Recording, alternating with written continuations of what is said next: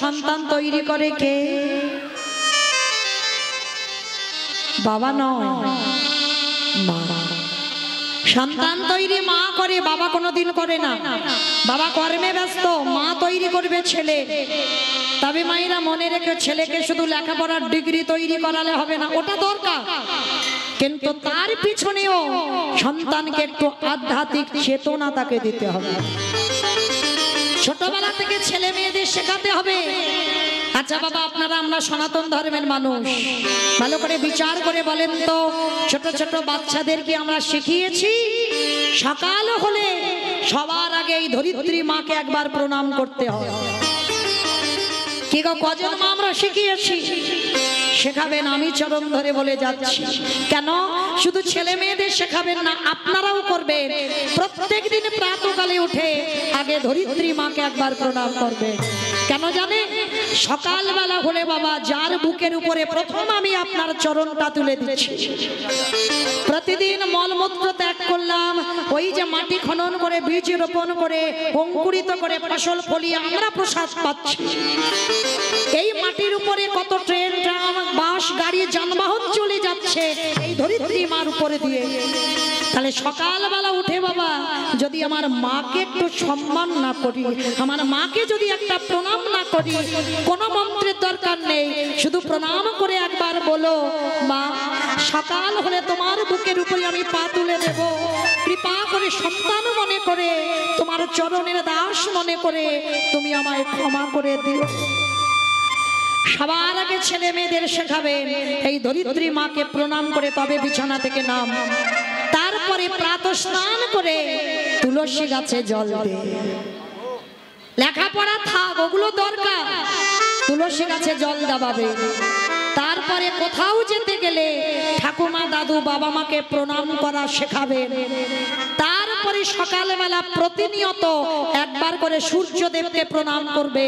সবার এটা কর্তব্য। কেন? মাস গেলে কারেন্টের বিল দিই আমরা কত, আর যে দিনের বেলা এত এত আলো দান করছে তার প্রতি একটু কৃতজ্ঞতা জানাতে হবে না? সকালবেলা এগুলো আমাদের নিত্যকর্ম। প্রতিদিন আমার সূর্যদেবকে একবার প্রণাম করবে। এই জিনিসগুলো প্রত্যেক দিন সন্তানদের নিত্য করাবে, দেখবেন। আচ্ছা বলো তো মা, ছেলে মেয়েদের তো কত কেজি স্কুলে এখন বই, তাই না? এত বই পড়াতে পারছ, ওই একজন মা ছেলেকে এক লাইন হলেও গীতা পাঠ করা অভ্যাস করাচ্ছ? কেন করাচ্ছ না? আপনারা, আমরা তো হিন্দু ধর্মের মানুষ, আমরা সনাতন ধর্মের মানুষ, তাহলে কেন বাবা এত কেজি স্কুলের বই পড়তে পারে আর এক লাইন করে গীতার এক লাইন পড়তে পারে না? তাহলে করবে কে? বাবা নয়, করবে মা। এই শিক্ষাগুলো যদি মা ঠিক ঠিক করে যেতে পারে, সন্তান বড় হয়ে কোনোদিন অসৎ পথে যাবে না। মনে রেখো মা, মায়ের পরে সন্তানকে কৃষ্ণ ভজনে ঠেলে দিতে। প্রমাণ রয়ে গেছে মহাভারত। জানো কুরুক্ষেত্রের মাটি যুদ্ধ হলো কতদিন? আমরা বলি 18 দিন, কিন্তু বাবা 18 দিন পূর্ণ হয়, 17 দিন এক বেলা, আর এক বেলাটা যুদ্ধ হয়নি। তো 17 দিনে যুদ্ধ হয়েছে। ভীম আর অর্জুন দুই ভাই বাবা ঝগড়া বেঁধেছিল। কি ঝগড়া? ভীম বলেছিল আমার জন্য জয়, অর্জুন বলেছিল আমার জন্য জয়। আর এই দুই ভাই আমার আমার করতে করতে দুই ভাই হাতাহাতি বেঁধে গেছে। ভীম বলছে আমার জন্য জয় হলো, অর্জুন বলছে আমার জন্য জয় হলো, আর দুই ভাই মানে একেবারে মারামারি বেঁধে গেছে। আর যেই না মারামারি বেঁধে গেল, পিছন থেকে একজন এসে খিলখিল করে হেসে উঠেছে। ভীম আর অর্জুন দুই ভাই ঝগড়া করতে করতে থেমে গেছে। থেমে গিয়ে বলছে, আমাদের ভাইয়ে ভাইয়ের ব্যাপার, ফ্যামিলির ব্যাপার, পরিবারের ব্যাপার, মারামারি করি, কাটাকাটি করি, খুনোখুনি করি, যাই করি না কেন, তুই ওই রকম পাগলের মতো হাসছিস কেন? কি হয়েছে? তো তার পিছনে যে হাসছিল সে বলছে, এই যে তোমরা দুই ভাই আমাকে চেনো না, কিন্তু আমি তোমাদের দুই ভাইকে খুব ভালো করে চিনি। ও বাবা আমি ওকে চিনি না, ও নাকি আমাকে চেনে। এই আমাকে তুই কি করে চিনলি? বলে শোনো, তোমাকে চিনি, তোমার বাবাকে চিনি, তোমার দাদুকে চিনি, তোমার গোটা বংশকে চিনি।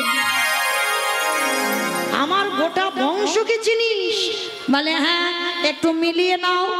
বিষ্ণু থেকে ব্রহ্মা, ব্রহ্মার পুত্র অগ্রিব, অগ্রিবের পুত্র সোম, সোমের পুত্র বুধ, বুধের পুত্র পুরুরবা, পুরুরবার পুত্র আয়ুষ, আয়ুষের পুত্র নহুষ, নহুষের পুত্র যজাতি, যজাতির পুত্র যদু, যদুর পুত্র পুরু, পুরুর পুত্র জন্মেঞ্জয়, জন্মেঞ্জয়ের পুত্র গতিষ্ঠান, গতিষ্ঠানের পুত্র মনুষ্য, মনুষ্যর পুত্র চারুপাল, চারুপালের পুত্র রুদ্রাসন, রুদ্রাসনের পুত্র হৃদেশ, হৃদেশের পুত্র রক্তিনাথ, রক্তিনাথের পুত্র ব্যাভি, ব্যাভির পুত্র দুষ্মন্ত, দুষ্মন্তর পুত্র ভরত, ভরতের পুত্র ইক্ষু, ইক্ষুর পুত্র সংবরণ, সংবরণের পুত্র সুধনু, সুধনুর পুত্র সহদ্র, সহদ্রর পুত্র যবন, যবনের পুত্র কৃতি, কৃতির পুত্র উপরিযবসু, উপরিযবসুর পুত্র জরাসন্ধ, জরাসন্ধর পুত্র সহদেব, সহদেবের পুত্র সমাচি, সমাচির পুত্র কুসুম, কুসুর পুত্র জম্ভ, জম্ভুর পুত্র সুরাত, সুরাতের পুত্র বিহরাত, বিহরাতের পুত্র আজুকানু, আজুকানুর পুত্র অগ্রধর, অগ্রধরের পুত্র দেব ঋষি, দেব ঋষির পুত্র ঋক, ঋকের পুত্র বিদিক, বিদিকের পুত্র পতিত, পতিতের পুত্র শান্তনু, শান্তনুর পুত্র বিচিত্র বীর্য, বিচিত্র বীর্যর পুত্র পাণ্ডব, পাণ্ডুর পুত্র ভীম, ভীমের পুত্র ঘটোৎকচ, আর ঘটোৎকচের পুত্র পিছনে যে হাসছিল নাম হলো তার বর্বরী।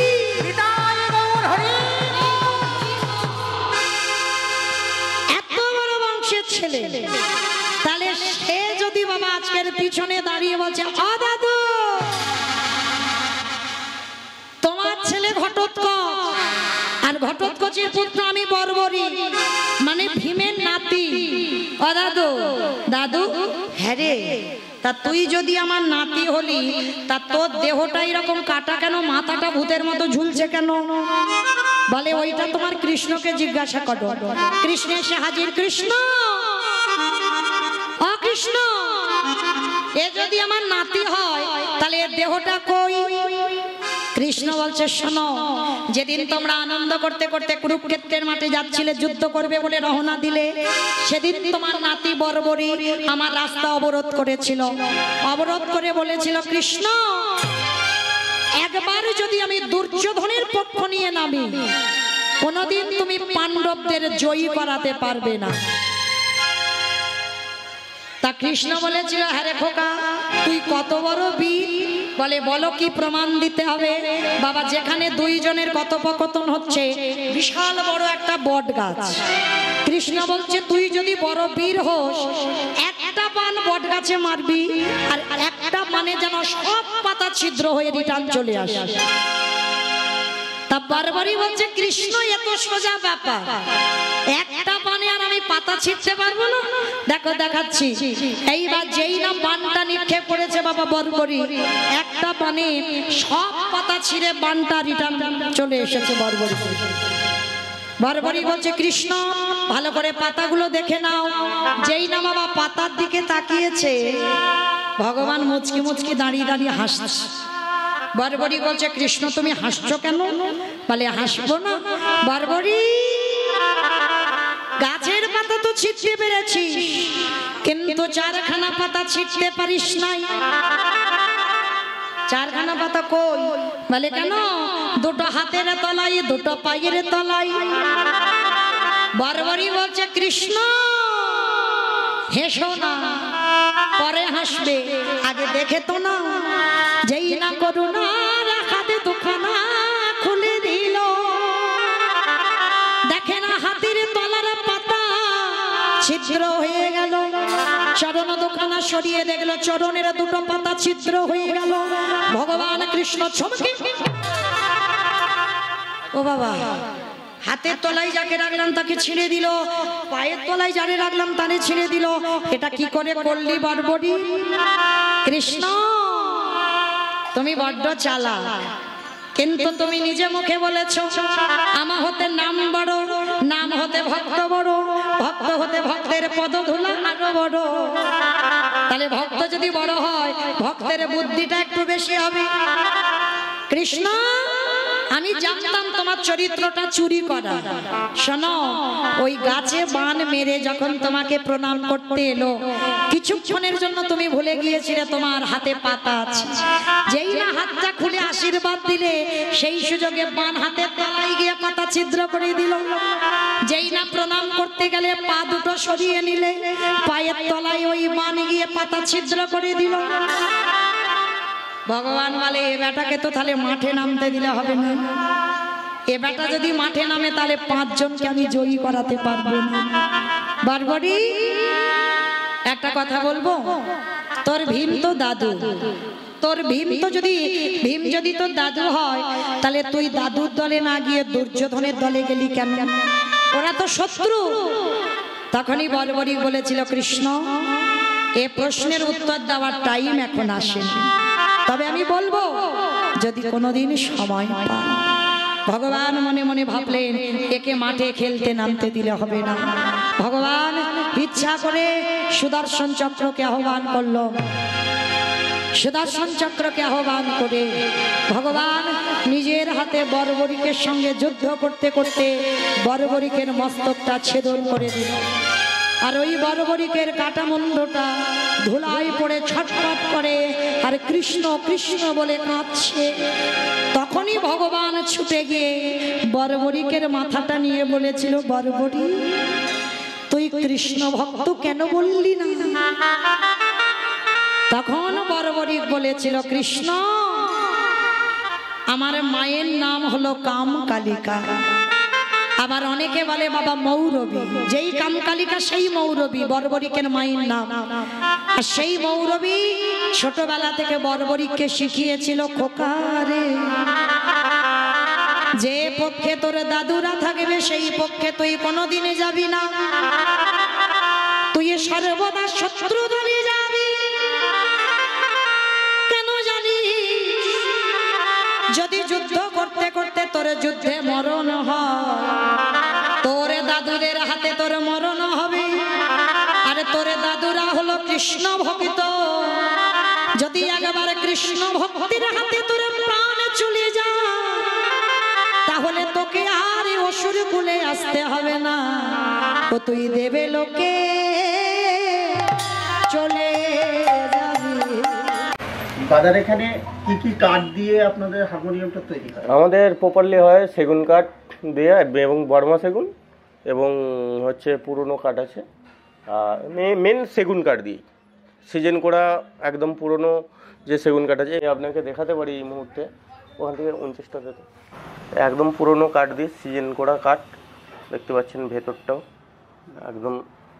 কারণ এ একদম এ যা সিজন করা আছে, এ আর জীবনে কোনোদিন মাখবে না। এই যা বাঁকার বিকে গেছে, কারণ এ লং টাইম একদম দীর্ঘদিন কিছু হবে না। এবং আমাদের মালে 3 বছরের ওয়ারেন্টি দেওয়া হয়। সেগুন কাঠ দিয়ে আপনারা করছেন, তাই? হ্যাঁ হ্যাঁ হ্যাঁ, প্রপারলি। কি কি বাঁশি দেওয়া হয় আপনাদের এখানে? আচ্ছা, আমার এখানে মোহনলাল, প্রিমিয়াম, আচ্ছা জুপিটার, তারপরে সম্রাট, ক্লাসিক, সম্রাটের ক্লাসিক আছে, বিভিন্ন কোম্পানি বলে বিভিন্ন বাঁশি দেওয়া হয়। আচ্ছা, অনেকে একটা প্রশ্ন করে, সেটা হচ্ছে কাঞ্জিলাল, জার্মান, প্যারিস, এইসব বাঁশিগুলো। দেখুন, কাঞ্জিলাল, জার্মান, প্যারিস এইগুলো টোটালি অ্যাকচুয়ালি বন্ধ হয়ে গেছে। এই কোম্পানি বন্ধ হয়ে গেছে আজ মিনিমাম 40-50 বছর আগে বা 70 বছর আগে। কারণ এগুলো যে পুরনো মালে লাগানো আছে, সেই মালগুলো থেকে খুলে নতুন করে হয়তো কেউ মানে তৈরি করে দিল বা বানিয়ে দিল। আসলে কিন্তু জার্মান, প্যারিস, কাঞ্জিলাল এগুলো টোটালি বন্ধ হয়ে গেছে। এবার কাঞ্জিলালের মিস্ত্রিরা কোনো একটা কোম্পানিতে কাজ করছে, ওই স্ট্যাম্পটা লাগানো থাকে কাঞ্জিলাল মিস্ত্রি বাস। কিন্তু কাঞ্জিলাল যে অরিজিনাল কোম্পানি ছিল সে বন্ধ হয়ে গেছে। বলে কাঞ্জিলালের বাঁশি দেবো, অনেকে বলে, ওটা মিথ্যে কথা।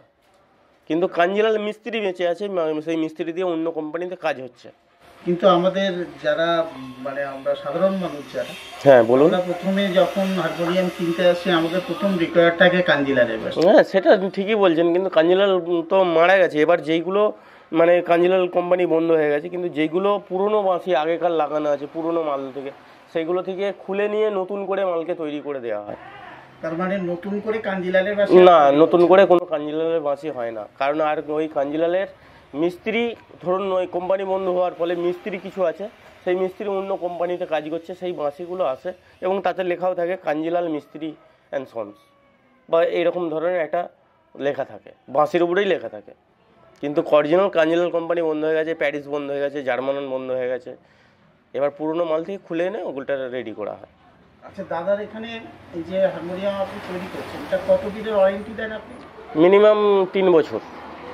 যে কোনো ধরনের মাল নেবেন, বক্স নেন, স্ট্যান্ডার্ড নেন, স্কেল চেঞ্জার নেন, 3 বছর আমরা ওয়ারেন্টি দিই। এবার এখন ওয়ারেন্টি দেওয়ার সময় আমরা বলে দিই কোনো রকম ড্যাম ঘরে রাখবেন না, রোদে দেবেন না, ঠিক আছে? রোদে দিলে ড্যাম হলে কি হবে, চাবিগুলো বসে যেতে পারে ড্যাম ঘরে রাখলে, এবং রোদে দিলে সেটা ব্যান্ড হতে পারে, পালিশটা নষ্ট হতে পারে।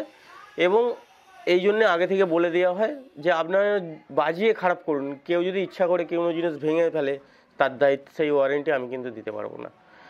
বাজিয়ে আপনারা যা খুশি করুন, কেউ কোনো একটু দেখা যাবে কোনো বাচ্চা টানা হিজড়া করে কিছু জিনিস নষ্ট করে ফেললো বা ভেঙে ফেললো, তার কিন্তু ওয়ারেন্টি আমি দিতে পারবো না, তখন তার কিন্তু এক্সট্রা চার্জ লাগবে। ওয়ারেন্টিটা টোটাল মালের উপরে, দেখুন আমার টিউনিং খারাপ হয়ে মানে একটু ডিস্টার্ব করছে, বা আমার এই কাঠটা বেঁকে গেছে, অমুক হয়েছে, তখন সেইগুলোকে যাতে পুরোপুরিভাবে, যদিও হয় না কারণ সেই রকম মেটেরিয়ালস দিয়ে তৈরি করি আমরা, আর এই কারণেই তৈরি করি ওইভাবে যাতে না আমাকে ছুটতে হয়, কারণ আমার তো বিভিন্ন জায়গায় মাল যায়, ছুটার সময় নেই। আর এটা অ্যাকচুয়ালি তো আমার শোরুম নয়, এটা আমার কারখানা, এখান থেকে মাল তৈরি করে বিভিন্ন জায়গায় যায়। আচ্ছা আপনার এখানে কোয়ালিটিটা কেমন? কোয়ালিটিটা আপনাকে আপনি দেখতেই পাবেন, এই সামনে একটা মাল তৈরি আছে, আপনি এই দাদা এসছেন অনেক দূর থেকে, ঠিক আছে? এই দাদাও আপনাকে দেখিয়ে দিতে পারবে সামনে, মানে যাকে বলে হাই কোয়ালিটি মাল পাবেন আপনি। আর পালিশ? পালিশটা হয় আপনার দু রকম পালিশ হয়, এক হচ্ছে হাত পালিশ আর দ্বিতীয় হচ্ছে মেশিন পালিশ। এখন মেশিন পালিশ লোক বেশি নিচ্ছে, কিন্তু পালিশ ভালো হচ্ছে, সবথেকে ভালো হচ্ছে হাত পালিশ। কিন্তু হাত পালিশ এখন কেউ পছন্দ করে না, কেন? ওতে জেল্লা কম, আর মেশিন পালিশে হচ্ছে আপনার জেল্লা বেশি, কিন্তু লংজিভিটি হচ্ছে হাত পালিশ। মানে তার মানে মেশিন পালিশটা একটু জেল্লা বেশি থাকে, হ্যাঁ, দেখতে সুন্দর, কাঁচের মতো আপনি মুখ দেখতে পাবেন, কিন্তু হাত পালিশে আপনি মুখ দেখতে পাবেন না, কিন্তু ওর লংজিভিটি প্রচুর। আপনি বললেন না চেঞ্জার হারমোনিয়াম, নরমাল হারমোনিয়াম সবগুলো, হ্যাঁ, তো চেঞ্জারের সুবিধাটা কি? চেঞ্জারের সুবিধা বলতে আপনাকে না সামনাসামনি দেখাতে পারলে, কারণ এতে দেখুন সিঙ্গেল হলে সিঙ্গেল বাজাতে পারবেন, স্কেল চেঞ্জ করে হলে স্কেল চেঞ্জ করে বাজাতে পারবেন, সিঙ্গেল চাইলে সিঙ্গেল বাজাতে পারবেন। একটা বাঁশি টিপলে আপনার 6টা বাজবে, 8টা বাজবে, 2 লাইন হয়, 3 লাইন হয়, 4 লাইন হয় চেঞ্জার। আপনি যেমন বলবেন, এখন আবার 5 লাইনও হচ্ছে, আপনি যেমন বলবেন সেই অনুযায়ী আপনাকে করে দেওয়া হবে। নর্মাল দেখুন, নর্মাল 2 লাইন হয়, 3 লাইন হয়, এখন আগেকার মতো সিঙ্গেল হারমোনিয়াম এখন হয় না, ঠিক আছে? এবার সেই অনুযায়ী আপনি যেমন বলবেন, নর্মালে একটা চাবি টিপলে 3টে বাঁশিই বাজবে, এর বেশিই বাজবে না, ঠিক আছে? এবার আপনি ওইটাকে 2টো বাজাতে পারেন, 1টা বাজাতে পারেন, আপনার যেমন ইচ্ছা আর কি। তবে এতে যেমন গোলাটা চেঞ্জারের ক্ষেত্রে সেট করা যায়, আপনি বি স্কেলে গাইবেন কি সি স্কেলে গাইবেন চেঞ্জারের ক্ষেত্রে, কিন্তু স্টিক চাবি বা মানে স্টিক চাবির ক্ষেত্রে ওটা হয় না। দাদা এই কাজ কত বছর ধরে আপনি করছেন? এই কাজ মিনিমাম আজ 22 বছর আমি এই লাইনে আছি। আচ্ছা, ঠিক আছে। এই হারমোনিয়ামের লাইনে? হ্যাঁ হ্যাঁ। মোটামুটি এখন মাসে তাও কটা বেরিয়ে যাচ্ছে আপনার কাছ থেকে? হ্যাঁ, মোটামুটি ধরুন 10-12টা করে প্রতি মাসে, কারণ আমার এত অর্ডারি মাল হয়, বেশি দিন থাকেও না, একদিন দুদিন। না, এটা আমার শোরুম নয়, আগেই বলেছি এটা আমার শোরুম নয়, এটা আমার কারখানা। এবং এখন কালী পুজোর টাইম, সব বাড়ি গেছে, বুঝতেই পারছেন, সব মিস্ত্রিরা নেই, সব বাড়ি গেছে, তা সেই হিসাবে আপনি দেখতে পারেন। আর মাসে হ্যাঁ, আমি নিজেও কাজ করি, কারণ আমি না কাজ জানলে, না কাজ করলে, কারণ কাজটা ঠিক হচ্ছে কি ভুল হচ্ছে। কারণ শোরুমের ক্ষেত্রে কি হয়, তারা একটা অর্ডার দিয়ে দিল, আমরা গিয়ে পৌঁছে দিলাম, তাদের লেবেল লাগিয়ে দিলাম, আমরা যেই দামে দিতে পারবো, শোরুমওয়ালা কিন্তু তার থেকে আপনার থেকে মোটামুটি 10-12 হাজার টাকা কি 15 হাজার টাকা বেশি নেবে, আমরা যে দামে দিতে পারবো পার হারমোনিয়াম। হ্যাঁ, বেশি নেবে, কারণ তাদের শুধু জাস্ট একটা লেবেল লাগিয়ে দেবো। বিভিন্ন কোম্পানি আছে, নামগুলো বলছি না, অসুবিধা আছে। আপনার এখানে যে হারমোনিয়ামগুলো তৈরি হয় কোথায় কোথায় যায়? দেখুন, যায় তো বিভিন্ন জায়গায়, যেমন বোম্বে যায়, দিল্লি যায়, পাঞ্জাব, হরিয়ানা। না, এটা আমাদের, হ্যাঁ, হোম ডেলিভারি তো অবশ্যই। এবার এগুলো আমাদের ট্রান্সপোর্টের মাধ্যমে পাঠানো হয়। ঠিক করে ট্রান্সপোর্ট আছে, কোরিয়ার আছে, বিভিন্ন এদের ট্রেনে বুক করে দেওয়া হয়। অনেক সময় কাছে পিঠে হলে পুরো ডাইরেক্ট হোম ডেলিভারি দিয়ে চলে আসানো লোক আছে আমাদের। হ্যাঁ, ক্যাশ অন ডেলিভারি। এবার হয়তো কোনো ব্যক্তি অর্ডার দিলেন, বললেন আমার হারমোনিয়াম লাগবে, তখন সেই ক্ষেত্রে দেখা যায় 500, 1000 কি 5000 অ্যাডভান্স করে দিলেন, তারপরে সেই মাল আমরা তাকে বানিয়ে তার বাড়িতে, যদি উনি ধরুন এই একটা হারমোনিয়াম আছে ডায়মন্ড হারবার যাবে, এই মালটাকে তিনি হাফ রাস্তায় এগিয়ে আসবেন, আমাকে হাফ রাস্তায় এগিয়ে যেতে হবে, ঠিক আছে। এবার বীজখানে কোনো একটা হোটেলে দাঁড়িয়ে আমাদের পেমেন্ট করতে হবে এবং ওনাকে মালটাও ডেলিভারি দিয়ে দেবো। এরকম একটা আমাদের বিভিন্ন দূর যেমন এইদিকে কোলাঘাট ফোলাঘাট বিভিন্ন জায়গায়, দীঘা, বাঁকুড়া, বিষ্ণুপুর বিভিন্ন জায়গায় যায়। কতদিনে ডেলিভারি দেন একটা কেউ যদি? মোটামুটি ধরুন আমি কাজের উপর নির্ভর হয়, অনেক সময় মিস্ত্রিরা কামাই করে ফেললো, কোনো সময় 15 দিন, কোনো সময় 20 দিন, 25 দিন, 1 মাসও হয়, কাজের চাপের উপরে নির্ভর করে। এবার সবশেষে বলবো যে আপনি আপনার ঠিকানাটা একটু। আমার ঠিকানা হচ্ছে পলাশপাই, চড়কতলা, হুগলি।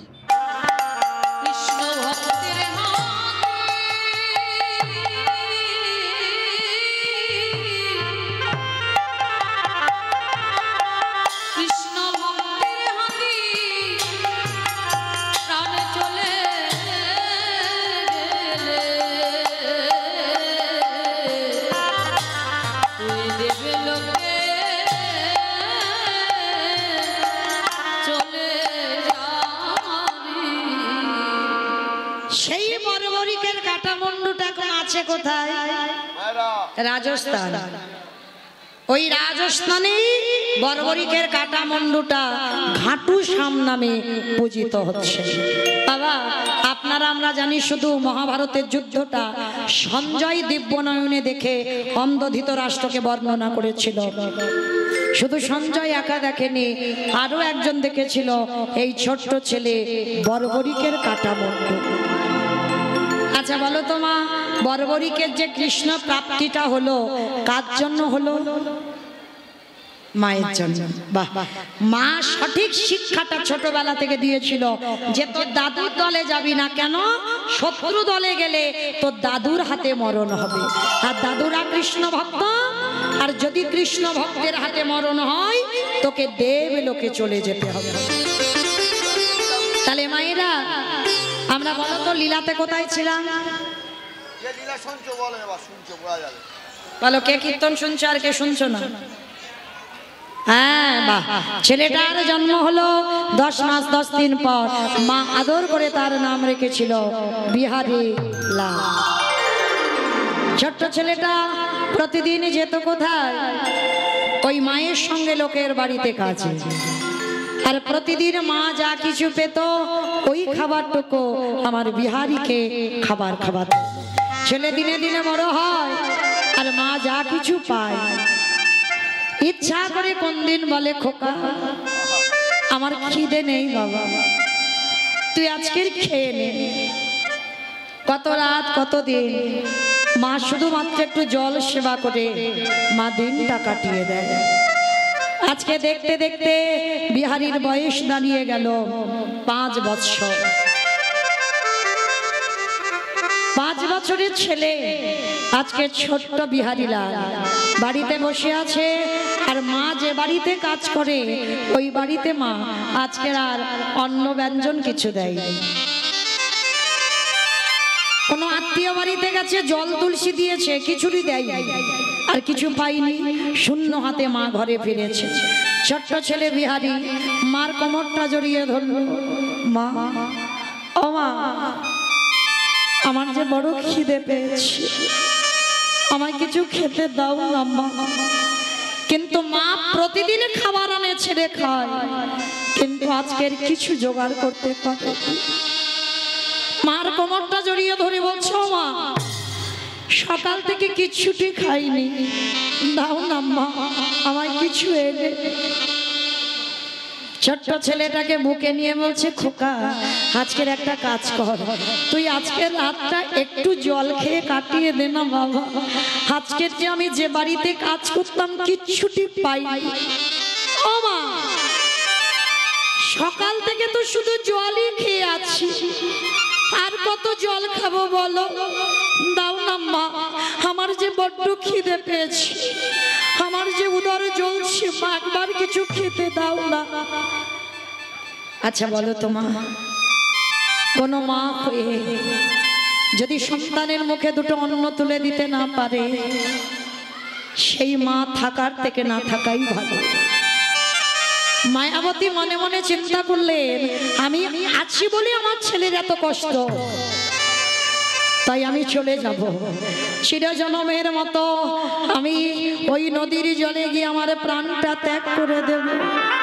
আর আমি যদি আমার প্রাণ ত্যাগ করে দিই, তাহলে অন্তত কাল সকালবেলা আমার ছেলে যার বাড়িতে যাবে, সে আমার ছেলেকে অনাথ বলে খেতে দেবে। কে গো মায়েরা, যার বাবা মা কেউ থাকে না, সে তো সমাজে অনাথ। আর সেই অনাথ ছেলেকে ভালোবাসে না? সবাই ভালোবাসে। দেখবে তো আজকে ছোট ছেলে, মা কি করেছে, ছেলেটাকে কোলের কাছে নিয়ে মাথায় হাত বুলিয়েছে। আর একটা কথা মনে রাখবে বাবা, বাবার কাছে ছেলে বড় হয়, কিন্তু মায়ের কাছে সারা জীবন ছেলে ছোট্টটি থাকে। মা কোলের কাছে নিয়ে মাথায় হাত বুলাচ্ছে, আর হাত বুলাতে বুলাতে ছেলে আমার কখন মার কোলের কাছে ঘুমিয়ে পড়েছে। যখনই ঘুমিয়ে পড়েছে, ওই ছোট্ট ছেলেটাকে রেখে মায়াবতী মা আমার কি করেছে জানো? ওই ভগবানের চিত্রপটের ছবি আছে, ভগবানের চরণে গিয়ে জানাচ্ছে, দয়াময় আমি আসছি। কারণ আমি যদি আত্মহত্যা না করি, আমার ছেলেটা খেতে পাবে না, না খেতে পেয়ে ও মরে যাবে। তাই আমি জানি আত্মহত্যা করা মহাপাপ, কিন্তু আমি পাপী হব, কিন্তু আমার ছেলেটা যেন দুটো খেতে পায়। ছেলেটাকে ঘুম পাড়িয়ে মা গেছে ভগবানের চরণে, ভগবানের চরণে গিয়ে জানাচ্ছে, দয়াময় আমার ছেলেটা রইল তোমার চরণে, তুমি দেখো আমার ছেলেটা যেন অন্তিম সময়ে যেন তোমার চরণ পেয়ে।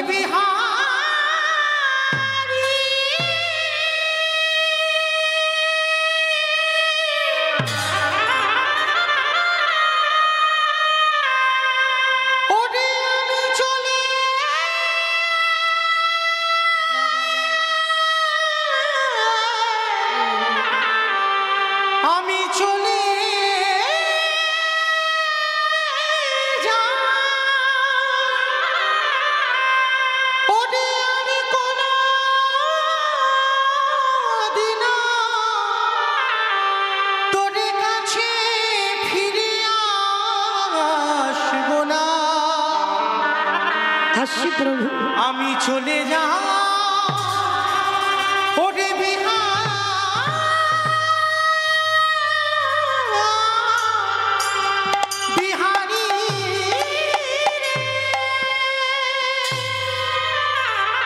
আসি দয়াময়, আমার জীবন নদী,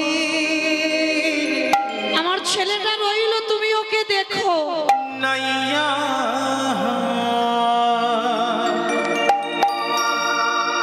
আমার ভাবের খেলা সাঙ্গ হলে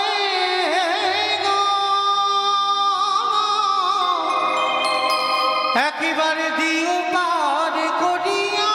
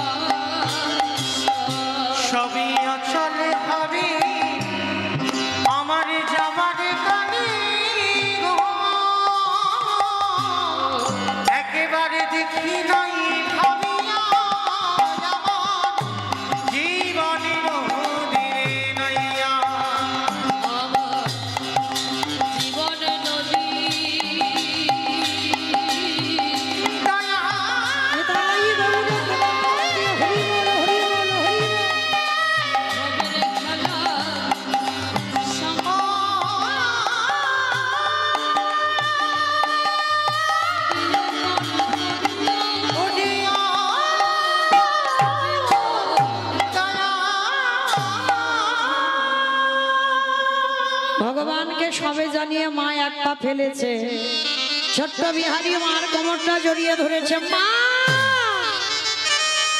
ও মা, কোথায় যাচ্ছ তুমি আমায় ফেলে রেখে?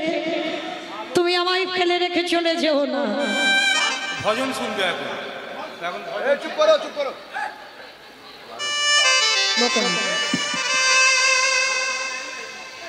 যেই না বাবা আজকের মায়ের কোমরটা জড়িয়ে ধরলো, মা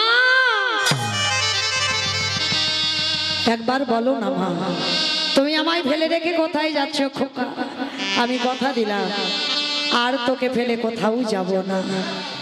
আজকে কমিটি দাদাটা বলছে না, একটু তুলে না, চুপ কর না, দাঁড়া, একটু তুলে না। ঘর নষ্ট হয়ে যাবে।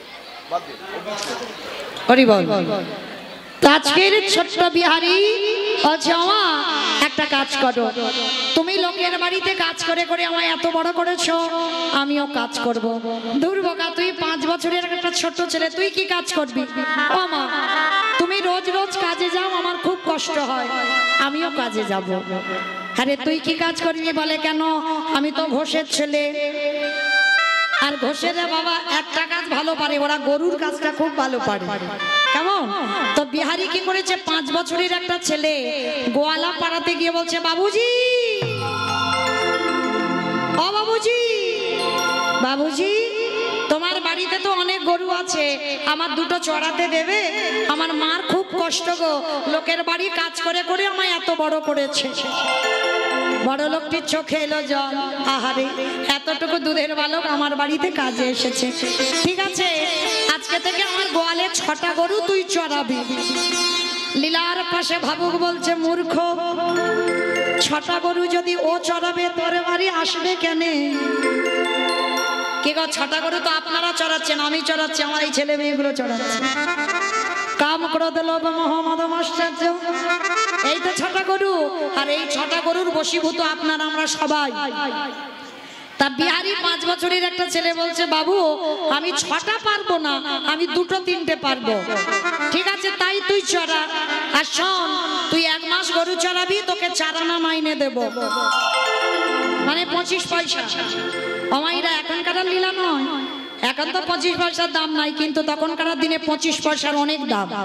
তো বিহারি লাল 25 পয়সার মাইনে চাকরি পেয়েছে, ওই গরু চড়ানোর চাকরি। মাঠে মাঠে গরু চড়াই। আর জানো মা, মাটি যদি ভালো হয়, বীজ যদি ভালো হয়, তার ফসল তো ভালো হতেই হবে। আমার কোন মাটি গো? এই বুইতার মাটি না, তাহলে কোন মাটি? মাটি। বাবা হলো বীজ, মা হলো ক্ষেত্র বা মাটি। বীজ বপন করা হলো, মাটিটা যদি আগাছা কুগাছা জন্মে যায়, মাটির ফসল জীবনে ভালো হবে। তাহলে আজকের বিহারির মাটি ভালো, বীজও ভালো, তাহলে বাবা ফসলটা তো ভালোই হবে। বিহারি গরু চড়ায় মাঠে মাঠে, মার দুঃখ মোচন করবে বলে একটা বাচ্চা ছেলের পরিণতিটা দেখে। মা লোকের বাড়ি কাজ করে, মার কষ্ট মোচন করবে বলে ছেলেটা মাঠে মাঠে গরু চড়ায়। আর কি বলে, ওর একটাই খেলা, ব্রজের কানরে কোন দুঃখে তো রাজা হলি দ্বারকা লুধনি।